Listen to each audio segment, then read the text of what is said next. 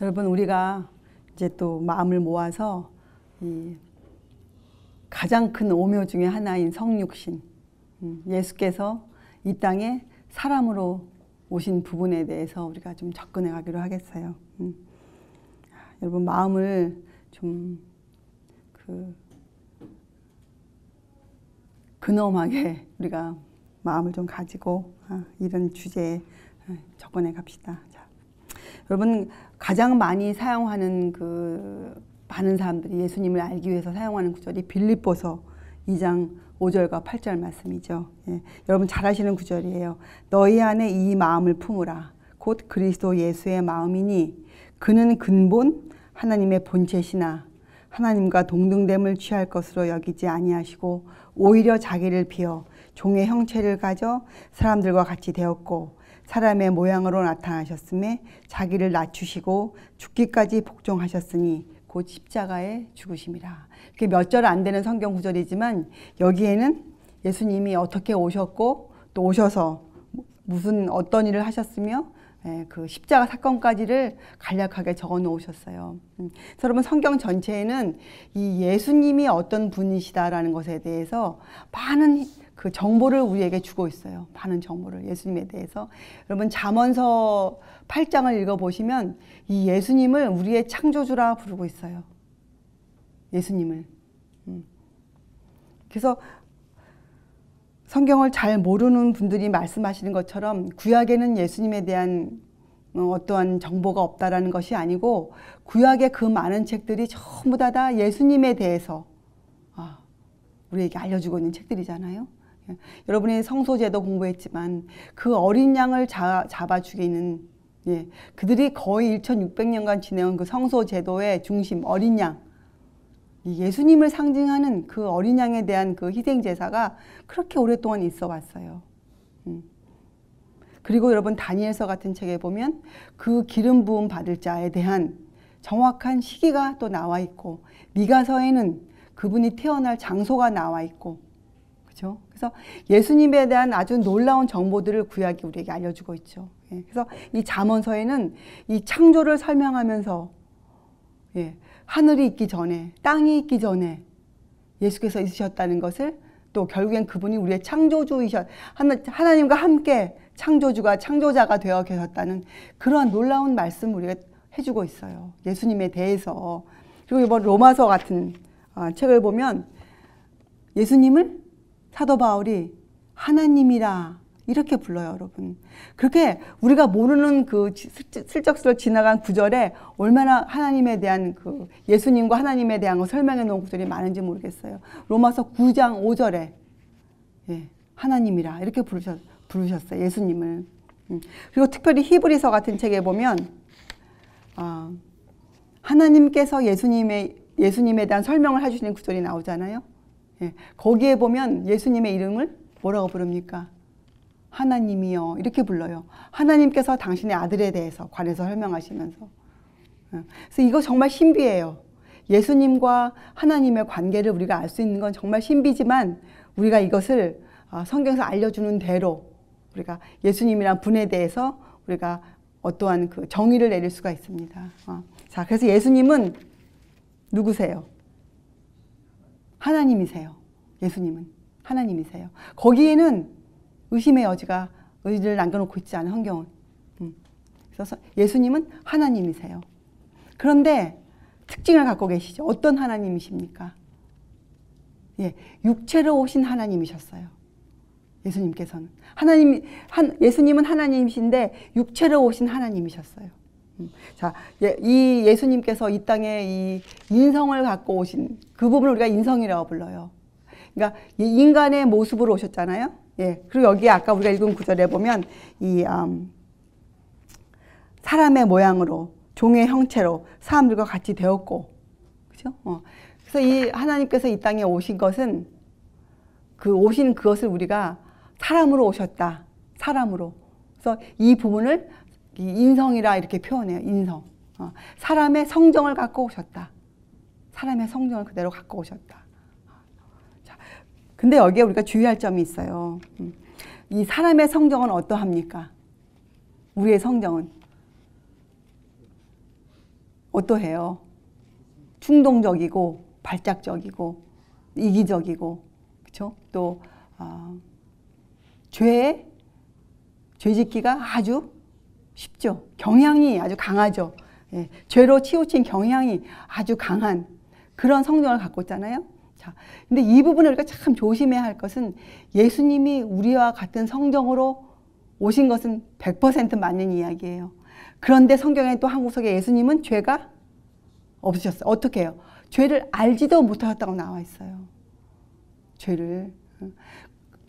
또 성경에는 예수님이 유혹을 받으셨습니까? 안 받으셨습니까? 예, 유혹 받으셨어요. 예수님께서. 예수님께 타락할 가능성이 있었는가? 이렇게 물어보면 답은 있었다예요. 그렇다 그래서 예수님의 성정이 우리와 같이 이 죄에 대한 어떠한 무슨 오점이 있으셨는가? 그것은 아니세요. 이런 부분들에 있어서 우리가 성경으로 우리가 한번 답을 찾아내기로 해보아요. 자, 그러나 결론은 우리와 같은 성경을 갖고 오셨지만,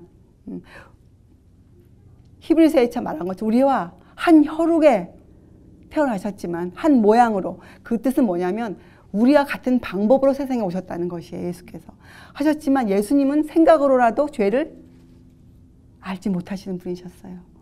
예. 죄를 전혀 모르는 분이셨어요. 예. 예수님께서 당신에 대해서 이렇게 표현하셨죠. 세상 임금이 오겠습니다. 그러나 저는 나와 관계할 것이 없도다. 예. 전혀 없었던 분이세요. 그러나 우리를 위해서 유혹을 받으셨고 우리를 위해서 그런 면들을 다 경험하셨어요.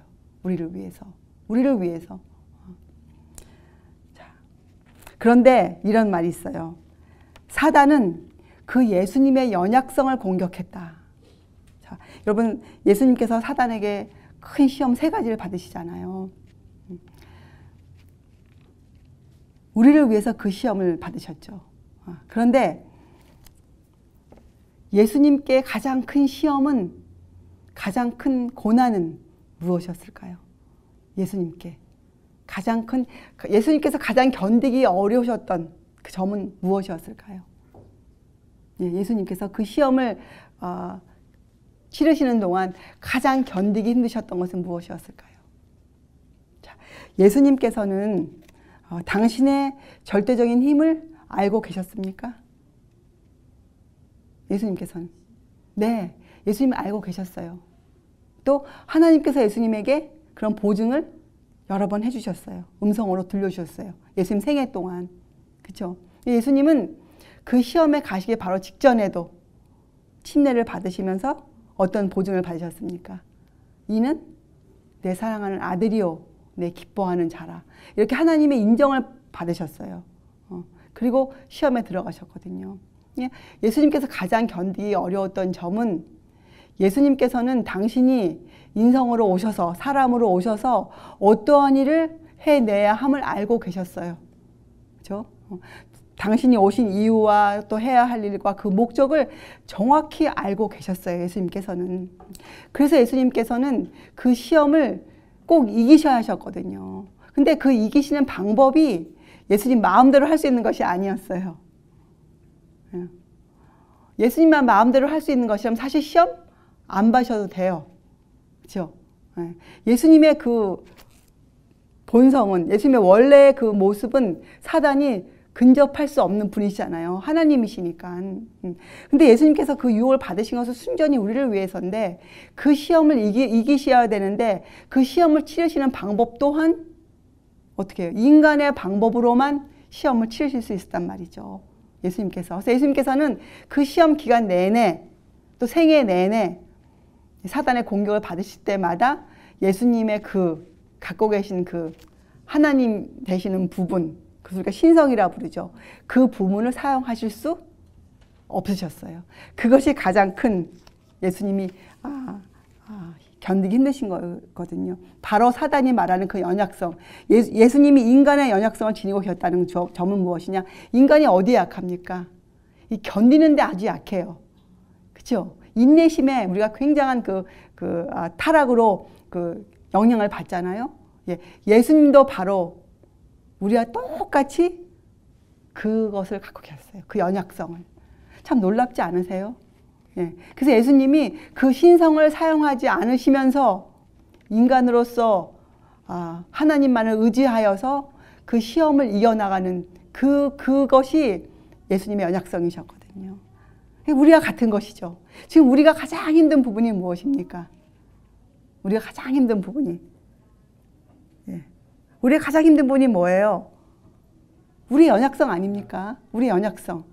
예. 마음에는 원이로되.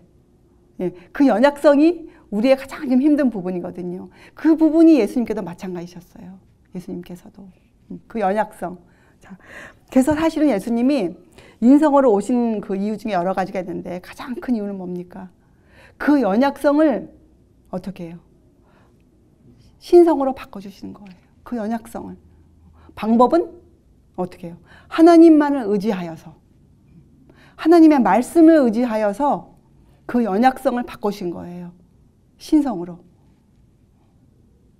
그 신의 능력으로. 예. 이것이 예수님께서 인성을 입고 오신 우리를 위한 그 방법 중에 하나거든요. 예, 그 이유 중에 하나거든요. 자, 우리가 이런 것들을 살펴보기로 하겠어요. 골로새서 1장 26절, 27절. 여러분 우리가 이러한 구절들은 이제부터 좀 외우기로 해요. 자, 골로새서 1장 26, 27절에 보면 이 비밀은 만세와 만대로부터 오므로 감추었던 것인데 이제는 그의 성도들에게 나타났고 하나님이 그들로 하여금 이 비밀의 영광이 이방인 가운데 어떻게 풍성한 것을 알게 하려 하심이라. 이 비밀은 답을 주셨어요. 이 비밀은 우리 마음대로 생각할 필요가 없어요. 하나님의 비밀에 대해서. 이 비밀은 너희 안에 계신 그리스도시니 곧 영광의 소망이니라. 골로새서 1장 26절과 27절에 이렇게 우리에게 답을 주셨거든요. 그래서 여러분과 제가 풀어야 할 비밀은 무엇입니까? 바로 우리 안에 계신 그리스도세요. 우리 안에 계신 그리스도. 다른 말로 하면 육체로 오신 하나님. 사실 우리가 성소제도를 공부한 것도 무엇이었습니까? 이 예수 그리스도를 알기 위한 거 아니었어요? 성소도 왜 지었습니까? 원래 그 장막을 왜 지었어요? 예, 너희 중에 거할 집을 지으신 거잖아요. 성경은 처음부터 우리에게 이 땅에 오실 예수 그리스도, 또 오셔서 어떻게 해요? 그냥 오셨다 가시는 분이 아니고 오셔서 어떻게 우리와 영원토록 함께 하시는 하나님, 우리 안에 거하시는 하나님, 우리와 같은 하나님, 육체로 오신 하나님, 이분에 대한 이야기고 이것이 비밀이에요. 우리가 이것을 깨달아 알면 우리에게 산 소망이 생기고, 그렇죠? 예. 그래서 우리가 공부했잖아요. 우리가 부활 사건을 공부하면서 어떻게 됩니까? 부활 사건을 진심으로 알게 되면 우리가 정말 새 사람 되어요. 거듭나요. 그리고 우리에게 산 소망이 생겨요. 왜요? 주님이 보이기 시작해요. 예수 그리스도가. 이 비밀이 열려요. 그래서 우리가 어떻게 됩니까? 우리의 연약성, 그 부분이 어떻게 되어지겠어요? 인내할 수 있는 사람, 참아낼 수 있는 사람, 이런 사람이 되어가는 것이에요. 비밀을 풀면. 자, 여러분 실제적으로 그리스도의 생애가 어떠하셨습니까? 실제적으로 우리 주님의 생애가 어떠하셨어요? 이런 단어는 없었죠. 사치, 안일함, 이기적 쾌락, 방종, 이런 단어는 찾아볼 수가 없어요. 그분의 생애에서. 하나님의 아들이셨는데도 흔적을 찾아볼 수가 없어요. 그분의 생애는 순간순간마다 계속적으로 자기 부정, 그리고 자아 희생, 남을 위해서 사신 분이셨어요. 남을 위해서. 그래서 결국 어디까지 가셨어요? 결국 십자가에 자기를 내어주셨어요. 십자가에. 죽음으로써 증거하셨어요. 그분의 삶을. 그리고 실제적인 그분의 그 매일의 삶의 그 모습이 어떠했습니까? 실제적으로 가난한 삶이셨어요. 가난한 삶. 끼니를 걱정해야 하는 삶.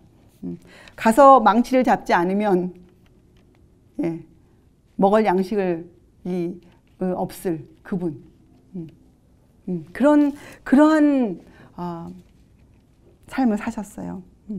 그리고 성경을 잘 읽어보면 그 예수님의 외모에 대해서도 우리가 좀 짐작할 수 있는 부분이 있어요. 구약에 보면 예수님을 참 그 볼품없는 인생으로 표현해 놓았거든요. 그런데 정말 그러했을 것이에요. 예수님의 외모에, 만약에 예수님의 외모에 어떠한 인간의 그 마음을 끌만한 매력적인 요소가 있었다면 어떻게 됐을까요? 사람들이 거기에 끌렸을 것이에요. 그죠? 예수님은 그것을 방지하기 위해서 하나님이 한 몸을 예배해 주셨잖아요. 예수님을 위해서. 그런데 볼품없는 외모를 주셨어요. 예수님께는. 사람들이, 그 당시 사람들이 예수님에 이끌린 것은, 예수님께서 예수님을 향해서 그들의 마음이 이끌리게 된 동기는 정말 예수님, 누구에게서 발견할 수 없는 예수님의 그 아름다운 품성이었어요. 성경은 그것을 우리에게 알려주고 있어요. 예수님은 그 외모가 정말 형편없었어요. 왜냐하면 사람은 본성적으로 나보다 나은 것, 흠모할 만한 것이 있으면 따라가게 돼 있어요. 지금도 많은 사람들이 자기의 그 롤 모델, 자기가 따라가야 될 사람들을 고를 때, 특히 청년 아이들도 고를 때 무엇을 봅니까? 그 사람이 갖고 있는 진정한 그 사람 내면의 힘이 아니고 보여지는 것에 따라가잖아요. 종교계도 그렇지 않습니까? 그 사람이 하는 멋있는 말, 그것이 진리인지 오류인지는 따져보지 않고 그 사람이 풍기는 그 사람의 카리스마, 그 사람의 표현하는 방법, 그 사람의 배경, 이런 것들로 구분짓잖아요. 그래서 예수님은 이런 것들을 아셨기 때문에 예수님은 전혀 갖고 오시지 않으셨어요. 예수님은. 근데 그렇게 많은 사람들이 예수님께 끌린 것은, 어린 아이들도 예수님에 끌린 것은 바로 단 한 가지, 예수님께서 어찌할 수 없이 풍겨 나오는 그분의 그 아름다운 품성이셨어요. 그분의 그 온유하심, 세상에 누구도 흉내낼 수 없는 그분의 온유하심, 그분의 겸손하심, 여러분 만나보고 싶지 않으세요? 저는 이런 글을 읽을 때마다 정말 주님을 한번 정말 진실로 만나보고 싶어요. 그래서 이런 공부를 하다 보니까 마음에 정말 이제야 제가 비로소 정말 주님 보셨으면 좋겠다. 예전에는 이런 마음도 있었어요.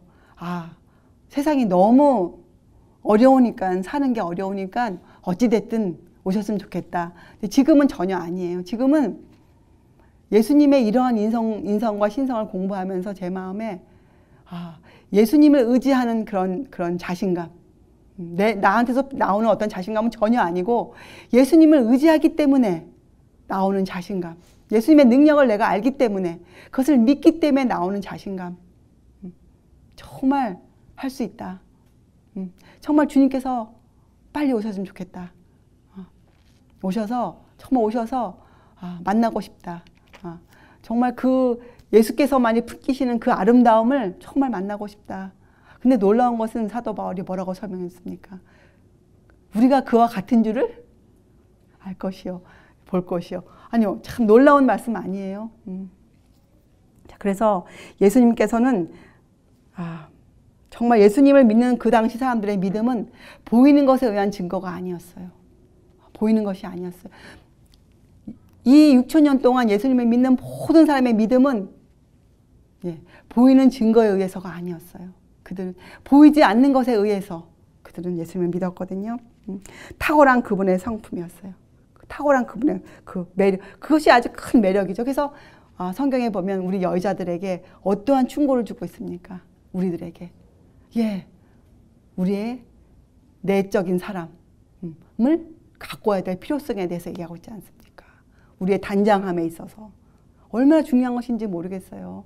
우리가 여러분, 골로새서 2장 9절에는 또 이런 말씀이 있어요.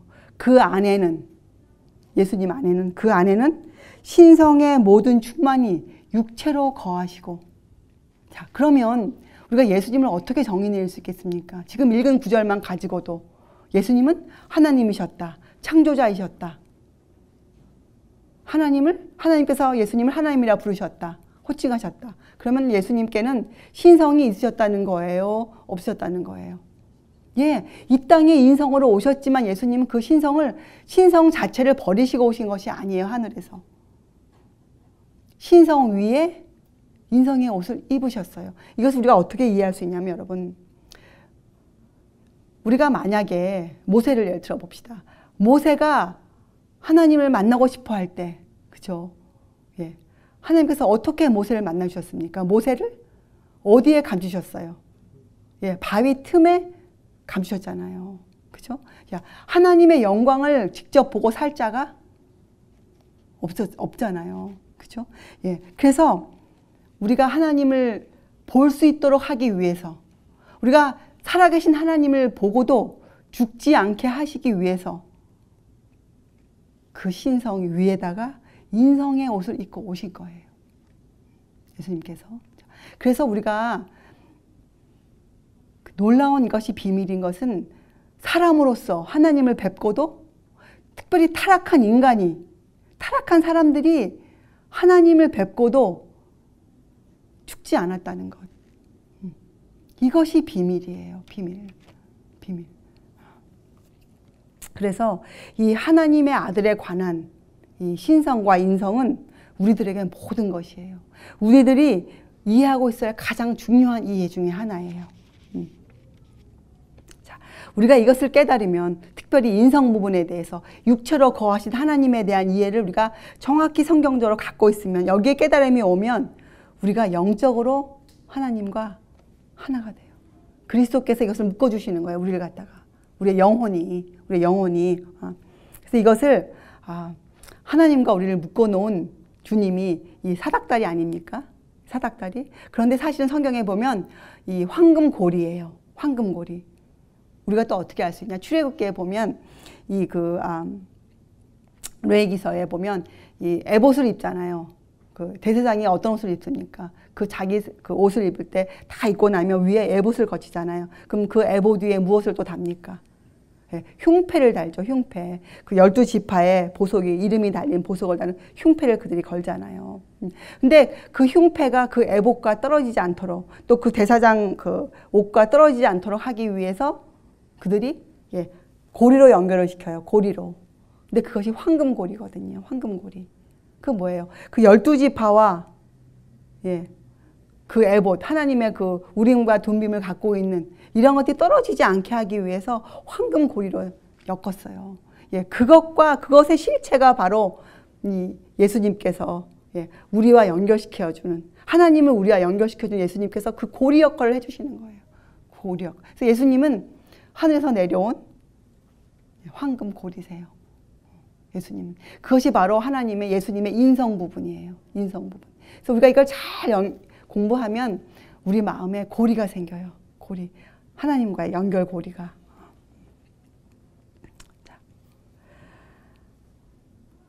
그래서 이 육체 가운데 계신 하나님. 좀 생소한 단어죠. 아마 지금 저희가 이런 것을 교회에서 얘기하면 굉장히 반대에 많이 부딪힐 것이에요. 그러나 성경은 분명히 우리에게 말씀하시기를, 예수님에 대해 정의가, 예수님은 육체 가운데 계신 하나님이세요. 육체 가운데. 예수님이 지금 하늘 지성소에 계시지 않습니까? 그러면 그분이 지금은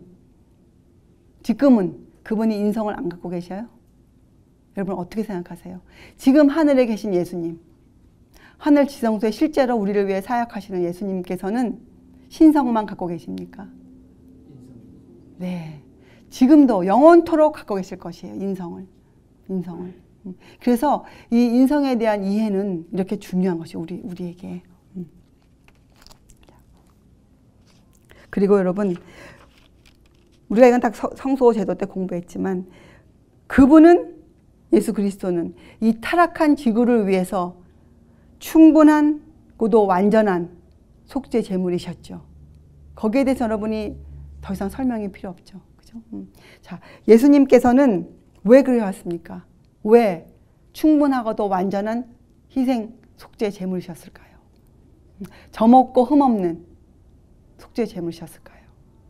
바로 그분이 갖고 계셨던 그 지위 때문에 그러하셨죠. 예수님은 십자가에 가신 것이 하나님의 강요나 아니면 천사들의 간곡한 부탁이었거나, 또 싫으신데 가신 것이었거나가 전혀 아니셨어요. 예수님은 당신이 창조주이셨지만 예수님은 우리를 위해서 구속주의 길을 가셨어요. 정말 자원하는 그렇게 가셨거든요. 그리고 예수 그리스도의 지위는 어떠한 지위를 갖고 계셨습니까? 아버지 하나님과 동등한 지위를 갖고 계셨어요. 우리가 아까 빌립보서 읽었지 않습니까? 그래서 그분은 이 모든 범죄하는 영혼은 죽으리라 하는 그 법, 그죠? 그 법을 초월하여 원래는 계신 분이었어요. 그죠? 그 법을 초월하여 계신 분이셨는데, 그러셨는데 어떻게 해요? 그 법에 순종하셨어요. 그 법에. 그래서 예수님은 완전한 또 충분한 속죄 제물이 되실 수 있으셨어요. 우리를 위해서. 자, 또 성경 구절에 이런 구절들이 있죠, 여러분. 이 요한복음, 우리가 요한복음 1장만 제대로 읽어도 다른 설명이 필요 없어요. 사실은. 자, 요한복음 1장. 요한복음 1장 1절에서 3절.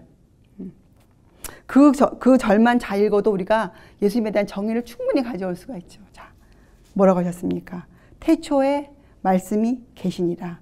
이 말씀이 하나님과 함께 계셨음에 이 말씀은 곧 하나님이시니라.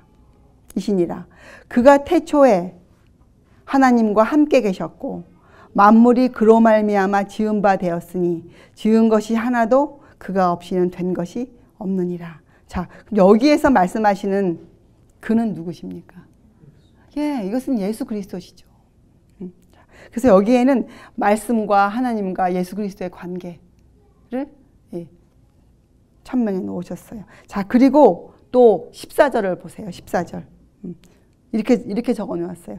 말씀이, 이제껏 설명해 주셨던 그 말씀이 육신이 되어 우리 가운데 거하심에, 누구세요? 예수 그리스도. 우리가 그 영광을 보니 아버지의 독생자의 영광이요 은혜와 진리가 충만하더라. 이렇게 네 절만 읽어 보아도 우리가 예수님에 대해서 충분히 알 수가 있어요. 예수님은 아버지 독생자의 영광을 갖고 계신 분. 그러니까 아버지와 지위가 동등하셨던 분. 그렇죠? 또 어떻게 해요? 그 말씀이 어떻게 돼서 오셨어요? 육신, 사람으로 이 땅에 오셨어요. 왜? 우리 가운데 거하시기 위해서. 이런 글들이 성경에 얼마나 많습니까? 얼마나. 정말 여러 구절에 들어가 있어요. 그래서 우리가 이 예수님의 사람으로 오신 부분에 대해서 성경 절만 잘 읽어보아도 우리에게 어떤 영적 견해가 생기지 않아요. 성경에서 알려주고 있는 그대로 우리가 알 수 있어요. 그런데 우리가 앞시까지도 공부했지만 이런 것들을 우리가 실제적으로 어떻게 이해하는가. 지식으로서 지금 여러분과 제가 충분히 이해할 수 있어요. 글로. 글의 문맥으로, 글의 내용으로, 그분이 말씀 육신에 되어 이 땅에 오셨고 육체 가운데 거하신 하나님이시구나. 우리가 충분히 알 수 있단 말입니다. 성경을 읽어서도. 그런데 이것이 실제적으로 어떻게 여러분의 피와 살이 되겠어요? 실제적으로. 여러분이 어떻게 매일매일 살면서 여러분 안에 하나님이 계심을 증거하겠냔 말이에요. 여러분께서. 어떻게 여러분이 하시겠어요? 어떻게 하시겠어요? 그 일을 안 하시겠어요? 그냥 지식으로 읽고 참 좋은 말씀이다. 진짜 그렇구나. 예수님은 하나님이셨구나. 이렇게 알고 그냥 사시겠냐고요.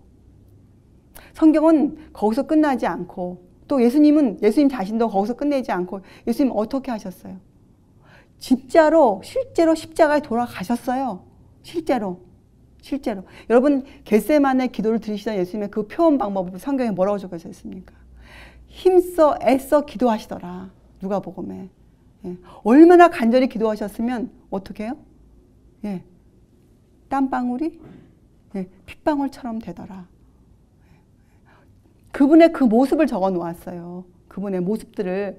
성경에 나오는 예수님의 그 생애는 성경에서 가르치고 있는 예수님은 실제적인 하나님이셨어요. 실적인 하나님. 우리가 이것을 깨달아야 라오디게아 시대에 주신 그 말씀들을 더 깊이 깨달을 수가 있어요. 예수께서 지금 우리에게 뭘 요구하세요? 지금 두드리시잖아요. 그리고 문을 열어달라고 하시잖아요. 열어주면 어떻게 하시겠다는 거예요? 네, 들어오셔서 우리 함께 거하시겠다. 함께 사시겠다. 이렇게 지금 말씀하고 계시잖아요. 그러니까 여러분 우리가 이런 글들을 읽고 여기에서 더 나아가서 우리가 어떻게 해야 돼요? 예, 이런 글들을 읽을 때 우리가 왜 이런 글을 읽습니까? 성경은 우리에게 왜? 우리를 교육하고 훈련하기 위해 주신 것이에요. 자, 우리의 역할은 무엇이에요? 예, 마음의 문을 열어야 돼요. 우리 마음은 왜 문을 연다 표현되어 있습니까? 마음은 영혼의 창이에요. 창. 통로예요. 통로. 그래서 여러분 우리가 이 마음을 열어야 돼요. 이런 말씀들을 향하여 활짝 열어야 돼요. 마음을 열고 여러분들이 받아들이세요. 이 비밀을 받아들이세요. 그리고 여러분들이 그렇게 사세요. 이것을 성경은 바로 믿음의 활용이라 부르고 있어요. 이것이 믿음의 활용이에요. 예수님께서 우리가 공부한 것처럼 아무런 볼품없는 외모로 오신 이유도 바로 이 점이었어요. 사람들로 하여금 예수님의 품성에 대한 것에 깊이 끌려서 사람들 마음속에 사람들이 그 마음을 열어서 저분처럼 좀 하고 싶다. 저분처럼 살고 싶다. 이러한 동기가 생겨서 어떻게 해요? 예. 좀 활용해 보도록 우리가 사는 직접적인 삶에 우리가 좀 활용해 보도록. 여러분 우리가 혼인 예복을 입고 하늘나라 가야 되는데 그 혼인 예복 언제 입어야 돼요? 여러분 하늘 가는 길목에서 입어야 됩니까? 아니에요. 지금 이 땅에서 매일매일 입고 있어야 되는 것이 바로 혼인 예복이에요. 주님의 의에 오시거든요. 그래서 우리가 이런 말씀을 이제 계속 하면서도 여러분들의 마음에 그런 각오가 돼 있어야 돼요. 그렇죠? 자, 우리가 이 신의 성품에 참여하는 사람이 돼야겠다. 이런 각오가 필요한 것이죠. 또 한 성경 구절을 드리겠어요. 히브리서 2장 14절에서 18절. 히브리서 2장 14절에서 18절. 자, 여기에 읽어보면 이런 구절이 있어요. 자, 자녀들은 하나님의 자녀들은 혈육에 함께 속하였음에 그도 또한 예수님이죠. 그도 또한 한 모양으로 혈육에 함께 속하심은 그러니까 육체로 오신 것은 그죠? 육체로 오신 것은 사망으로 말미암아 사망의 세력을 잡은 자 곧 마귀를 없이 하시며 또 죽기를 무서워함으로 일생에 매여 종로로 타는 모든 자들을 놓아주려 하심이니 그러니까 이 땅에 오신 이는 실로 천사들을 붙들어 주려 하심이 아니요 오직 아브라함의 자손을 붙들어 주려 하심이라. 그러므로 저가 범사의 형제들과 같이 되심이 마땅하도다. 이는 하나님의 일에 자비하고 충성된 대제사장이 되어 백성의 죄를 구속하려 하심이라. 자기가 시험을 받아 고난을 당하셨은즉 시험 받는 자들을 능히 도우시느니라. 이렇게 사도 바울 선생님께서 말씀해 놓으셨어요. 본인의 이해를 우리를 위해 주셨는데, 자, 혈육에 함께 속하였다. 예수님께서 이 땅에 오셨는데 어떻게 해요? 피와 살, 우리와 같은 혈육을 갖고 오셨다. 이렇게 설명했어요. 자, 여기에는 이렇게 우리가 이해할 수 있죠. 예수님께서 이 땅에 오셨을 때 인간의 몸을 입고 오셨는데 진짜 우리의 몸만 딱 입고 오신 게 아니고 우리의 몸에는 무엇이 들어가 있습니까? 인간의 육체 안에는, 우리의 혈육 안에는 뭐가 들어가 있습니까? 우리의 영과 혼이 들어가 있지 않습니까? 예수님은 분명히 성령으로 잉태하셨어요. 그러나 예수님 갖고 계신 그 혼 부분은 어떻게 되었을까요? 우리의 것으로 갖고 오셨어요. 다른 말로 하면 우리의 신체를 갖고 입고 오셨지만 우리의 정신 기능을 갖고 오셨어요. 예수님의 정신 기능이 우리보다 더 나은 정신 기능이 아니었다고 성경은 말해주고 있는 것이 얼마나 놀랍습니까? 어린 아기로 오신 예수님의 그 지능 상태가 우리보다 IQ 한 100 더 넘은 그런 IQ가 아니었고 우리와 지극히 똑같은 평범한 그러한 정신 기능을 갖고 오셨어요. 이것을 사도 바울께서 혈육에 함께 속하였다. 한 모양으로 이렇게 설명해 놓으셨어요. 우리의 신체와 우리의 정신 기능을 갖고 이 땅에 오셨어요. 참 놀랍지 않습니까? 그래서 예수님은 사실은 성경 연구에 성공하신 분, 예수님의 성공의 비결을 들자면 성경 연구를 아주 착실하게 잘하셨어요. 예수님께서 어린 시절부터 올바른 가르침을 받으신 분이셨어요. 그래서 이 예수님의 인성이 왜 중요한가? 이러한 인성, 인간의 신체와 정신 기능을 갖고 오신 그 분께서 생애하셨어요. 근데 그 생애를 예수님이 어떻게 하셨습니까? 여러분들이 사복음서 다 읽었지만 예수님이 생활을 어떻게 우리도 아까 읽었죠. 어떻게 하셨어요? 자기를 위해 살지 않으셨어요. 그리고 어떻게 해요? 아버지의 뜻대로만 사셨어요. 어떻게 사셨다고요? 예수님의 생애는 기도가 없이는 하루를 시작하실 수 없는 분이셨어요. 예수님께서는. 예수님께서 기도를 하셔야만 했었던 이유가 무엇이었을까요? 우리와 같은 사람이었기 때문에 그러하신 거예요. 여러분과 제가 하나님 앞에 기도하지 않고 살 수 있습니까? 우리가 하루를 시작할 수가 없잖아요. 똑같아서 예수님께서도. 예수님께서는 힘써 애써 기도하신 분이셨어요. 이 정도로 예수님의 인성이 우리와 같았단 말이에요. 예수님의 인성이. 자.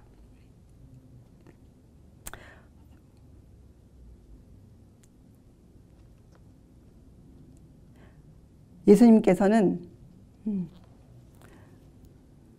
이렇게 오셨지만 예수님께는 단 하나의 생각으로라도 그 유혹에 굴복치 않으셨어요. 예수님께서는. 그리고 그분에게는 죄의 오점이 없으셨어요. 그리고 그분께는 또 무엇이 있었을까요? 예수님은 인성으로 이렇게 오셨지만 예수님께서는 감출 수 없는 또 그 본성이 계잖아요. 하나님으로서.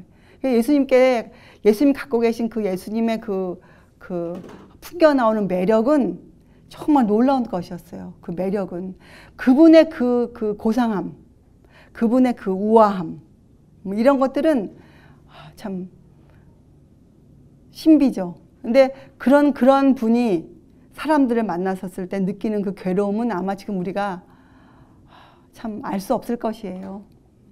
여러분과 저도 조금 알 수 있는 것은 우리가 이 신의 성품에 참여하는 자로 살면서 이런 일을 하면서 우리가 정말 이러한 것을 모르고 무법한 가운데 사는 사람들을 볼 때 우리의 심령이 괴롭잖아요.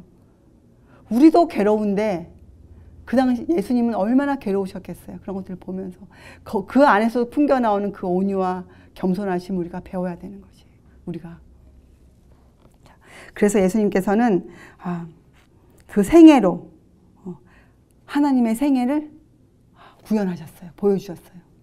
인성을 갖고 사시면서 우리들에게 세상에 하나님의 생애를, 하나님의 마음을 아주 송두리째 보여주신 분이세요. 하나님은 무엇을 원하시고 하나님이 어떻게 하시고 하나님이 너희를 얼마나 사랑하시는가. 요한복음의 3장 16절에 어떻게 나옵니까? 하나님이 세상을 이처럼 사랑하사. 그 사랑을 아주 충분하게 보여주신 분이세요. 우리 가운데. 그리고 십자가에 돌아가셨잖아요. 사실 그래서 예수님은 이 온 우주에서 지금 우리를 대표하시는 분으로 서 계세요. 우리를 대표하는 분으로. 우리를. 그래서 사실은 하나님께서는 이 하나님을 모르는 사람들을 성경에서는 사실은 짐승이라 불러요. 이성 없는 짐승들. 그러니까 짐승 같은 우리의 형상을 하나님의 형상으로 회복시키기 위해서. 근데 그것을 그저 뭐 공상과학영화청으로 영화식으로 그냥 뭐 형상을 바꾸는 게 아니고 그 본질을 바꿔주시는 거잖아요. 본성을 바꿔주시는 거예요. 본성. 인간의 본성을 바꾸시는 거예요. 참 이것은 놀라운 역사죠. 우리의 본성을 바꿔주시는 거예요. 신성으로. 그래서 여러분과 저는 이 공부를 통해서 이 한 가지에 충실해야 돼요.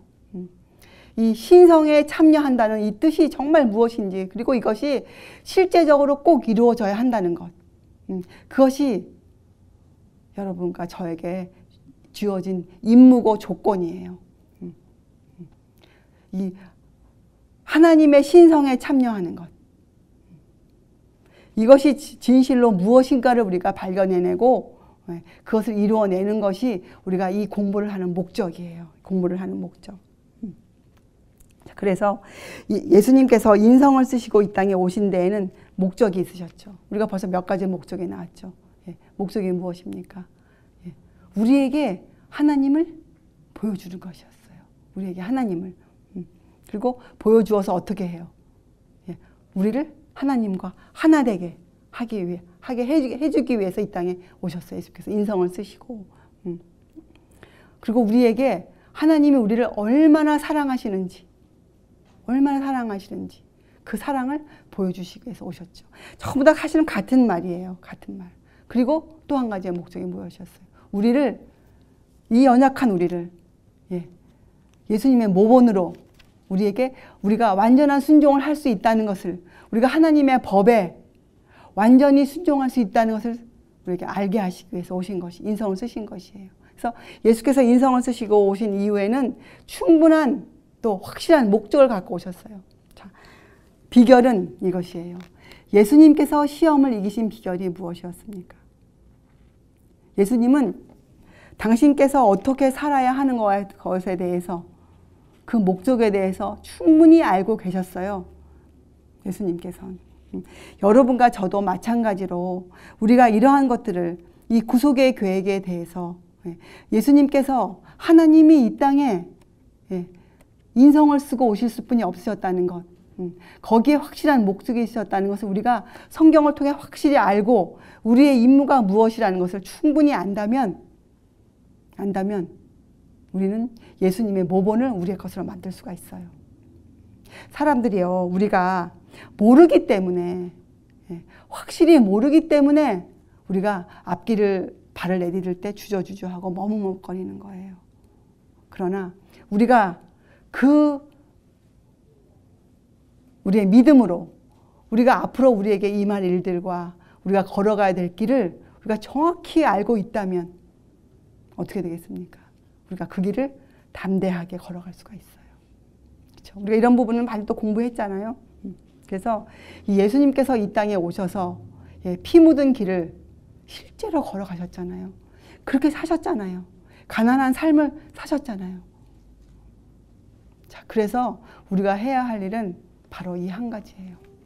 그분의 모본을 따라 우리가 그렇게 살아야 돼요. 실제적으로. 여러분과 제가 부요할지라도, 만약에 부요하다면 부요할지라도 어떻게 해야 되는 거예요? 해야 된다고 성경은 말하는 거예요. 우리는 가난하게 살아야 하는 것이에요. 가난하게. 그 삶의 방법뿐이 우리에게 주어져 있는 것이 없어요. 우리가 혹 부여하더라도 우리가 가난하게 살 수 있는 사람, 가난하게 살아야 하는 것을 당연히 여기는 사람, 거기에서 만족감을 누리는 사람, 그리스도의 고난에 참여하는 것을 기뻐할 줄 아는 사람, 이런 것에 대한 이해가 우리의 마음에 충분히 쌓여 있을 때 어떻게 우리는 사단의 자극에 충동받지 않아요. 사단이 어떠한 거짓말로 우리를 속여도 속임을 당하지 않아요. 왜요? 우리는 이런 것들로 안약을 바르고 있기 때문에 그렇죠. 우리는 소경이 아니기 때문에, 우리는 주님을 알게 게으른 자들이 아니기 때문에요. 우리는 쉬지 않고 주님에 대해서 알기를 원하는 자들이기 때문에. 그래서 여러분이 성경을 펴서 이 예수님의 인성 부분을 연구할 때 많은 성경 구절이 나올 것이에요. 굉장히 많은 부분을 읽고 여러분들이 이해해야 되고, 또 이 부분만 공부로 끝날 수가 없어요. 예수님의 인성과 신성을 같이 공부하다 보면 이제 더 나아가서 하나님의 법에 대해서 우리가 공부를 꼭 해야 돼요. 그래야 이 로마서가 말씀하시고 계시는 믿음으로 말미암는 의, 정확히 우리가 이해할 수가 있거든요. 이런 것들을 공부하려면 우리가 앞으로 여러 시간을 써야 될 것이에요. 자, 그래서 여러분, 이 인성 부분에 대한 것, 그렇죠? 부분은 여러분들이 좀 더 깊이 한번 공부하세요. 그런데 항상 그 경계심을 갖고, 그렇죠? 참남의 길은 진리와 아주 가까운 곳에 놓여져 있어요. 예, 사단은 하나님과 먼 곳에 있지 않았던 존재였어요. 이런 것들을 여러분이 경계 삼으세요. 마음에 경계 삼고 마음은 누구를 향해서만 활짝 열어놓으세요. 예, 예수 그리스도를 향해서만. 그리고 성경을 절대적으로 믿는 믿음을 가지고 이런 성경절에 접근해 가세요. 그리고 성경 연구를 충분히 완전하게 여러분 하세요. 조금 읽고 말지 마시고 성경절 여러 절을 찾아서 함께 놓고 함께 이해할 수 있는 그러한 마음을 먹고 그렇게 공부하세요. 자, 그래서 오늘 우리가 기억할 것은 예수님은 우리의 신체와 우리의 정신 기능을 가지고 이 땅에 오셨어요. 그리고 예수님은 이 땅에 사시는 동안 인간의 구속의 계획을 펼쳐감에 있어서 신성은 어떤 점도 사용하시지 않으셨어요. 당신을 위해서는. 그래서 이런 것들을 우리가 이해할 수 있는 마음이 되어야 되겠죠. 자. 예수님이 만약에 인성을 취하시지 않으셨다면 예수님은 사단의 시험을 받으실 필요가 없으셨을 것이에요. 그것이 가장 강력한 증거예요. 예수님께서 그 사단의 공격을 받으셨다는 것이 예수께서 그 인성을 입으셨다는 강력한 증거예요. 왜냐하면 인간의 연약성을 사단은 잘 알고 있기 때문에 그렇죠. 그렇죠? 인간의 연약성. 그래서 사실은 사단은 인성을 이용해서 신성을 더럽히려고 했었어요. 그죠? 인성의 연약성을 이용해서 그 신성을 더럽히려고 감히 그런 마음을 품었던 반역의 존재였죠. 그래서 사단은 그의 거짓말, 그죠?를 예수께 사용했잖아요. 그래서 예수님을 그 시험에 이제 그 지게 하려고 애를 썼는데 예수님이 그 시험을 어떻게 했습니까? 아주 승리로 통과하셨잖아요. 그래서 결론은 뭡니까? 우리도 시험을 통과 충분히 할 수 있다. 충분히 할 수 있다. 그래서 성경은 이 이기는 자에 대해서 많이 얘기하고 있죠. 이기는 자. 그래서 여러분과 저의 본분은 무엇이라고요? 이렇게 놀라운 신비를 공부해도 여러분과 저의 본분은 무엇입니까? 이기는 자가 되기 위하여 오늘도 시대 성품에 참여하는 자가 되기 위하여 오늘도 배우고 교육받고 훈련하고 그것이 우리의 본분이에요. 우리가 오늘도 포도나무에 확실히 붙어있는 가지가 되어서 그 양분을 어떻게 해야 됩니까? 충분히 먹는 우리의 본분이 바로 가지예요. 절대로 여기를 벗어나면 안 돼요. 놀라운 지식을 공부할지라도.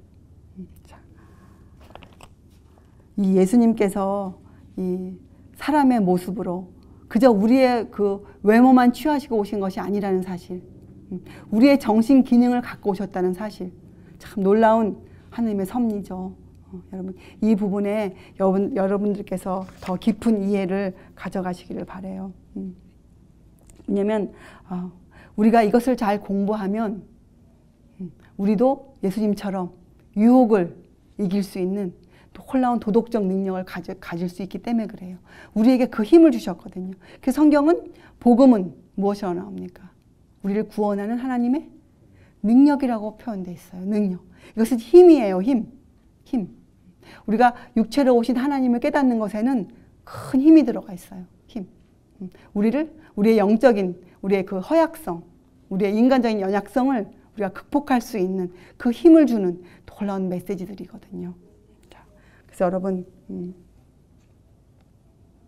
하나님에 속한 것이지만 이 성육신은 하나님에 속한 신비이지만 그분이 바로 하나님이시라는 것은 바로 신비이지만 우리가 성경대로만 믿으면 어떻게 그 지식이 우리에게 경험되어질 것이에요. 진실로. 자, 그래서 여러분 우리가 이 성경을 대할 때 이러한 놀라운 진리를 대할 때 여러분께서 정말 마음을 그렇게 먹고 하나님께 간구드리면서 성령의 도우심을 여러분이 구하시면서 이 부분에 깊은 이해를 가지시기를 바랍니다. 기도하시겠어요? 하늘에 계신 하나님 아버지, 놀라운 진리를 저희가 대하고 있습니다. 저희의 마음으로는 절대로 알 수 없는 이 놀라운 진리를 저희가 접하고 있습니다. 진리의 영신 성령께서 각자의 마음에 내재하셔서 저희를 높은 하늘의 진리로 인도해 주시옵기를 간절히 바랍니다. 그리하여서 저희가 정말로 진실로 재림을 사모하는 자, 너희가 어떠한 사람이 되어야 마땅하겠냐는 그 하나님의 질문에 제가 답을 드릴 수 있는 그러한 사람들 되게 하여 주시옵소서. 천한 이 몸으로 저희가 하늘의 영광을 증거하여 온 우주 앞에 예수 그리스도의 친구로, 형제로, 증인으로 서게 하여 주시옵소서. 감사드리오며 귀하신 예수 그리스도의 이름으로 아버지께 간절히 기도드리옵나이다. 아멘.